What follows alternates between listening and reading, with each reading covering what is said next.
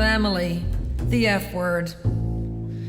When I hear the word family mentioned, I want to say fuck off or die, or FOOD, food for short. I hate my family, all of them, for what they did to me, for what they denied me, for who they are, for how they neglected me on purpose, how they seem more than anything to be just cruel, withholding cheapskates. I am ashamed of all of them. I am also ashamed of where I come from. The word family immediately conjures up all kinds of negative, painful, lonely experiences for me. I feel like a time bomb is ticking inside of me, ready to go off on those who ask, "Do you have family here? Where are your family? Are you close to your family?" My answers in order are no, I don't know or care, and no, I am not. If the paragraph above offends you, I'm sorry. I'm not trying to offend anyone, but if it shocks you, good. Because sometimes people need to be shocked to recognize a reality they cannot see. The fact is, not everyone has a loving, supportive family. I didn't from the time I was 2 years old. There's a lot of us in the world, and I think I can speak for them in conveying what we feel about this topic. Number one, we hate hearing about everyone's happy, close-knit family experiences. These descriptions choke us inside. They poison us. They make us bitter, and we don't want to be bitter. We don't want to be isolated and kicked while we're already down, exactly because we don't have anyone to call family. Yet we consistently kicked when we're down in this way.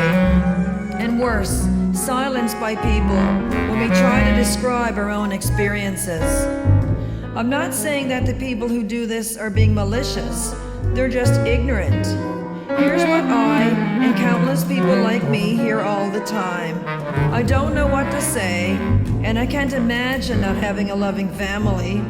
Comments like this seem to be sympathetic, but in fact, they're the opposite of real empathy or compassion. Here's what true empathy and compassion sound like. Is there anything I can do to make you feel better? How can I include you in my life? What would including you in my life look like for you? Or simply, I am here for you. People like me almost never hear this. Instead, we get comments of commiseration, comments that say, "We're sorry for you and that's terrible." These comments aren't helpful because they ignore the sharpest ache we suffer, the shame of isolation. This is message number 2.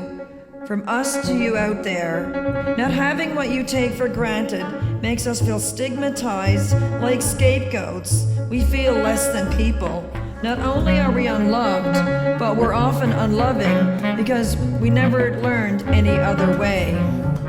If you lack empathy and compassion in dealing with us, we lack it in dealing with others, and we know we lack it, which makes us feel even smaller and more flawed. In the end, it feels as though we are considered diseased for not having loving, supportive, warm families. From where we stand, we're shunned, blamed for our lot in life, and emotionally isolated because of it. To be diseased for us is to be diseased. We are without peace or ease, at a loss, unsettled, empty, and always to us feels alone. All of this adds up to one simple, sharp result. It hurts. So here's the final message to you from all of us, from who the word family means something very different from what it means to you. If you found yourself chatting with a group of people that included some people who had lost their legs, you probably would avoid talking about the joys of running and jumping. So the next time you're talking to a group of people that includes some people you don't know, and you just get an itch to brag about your perfect, wonderful families, think about the invisible wounds some of the strangers around you might be living with. Then change the subject, please. or FOOD.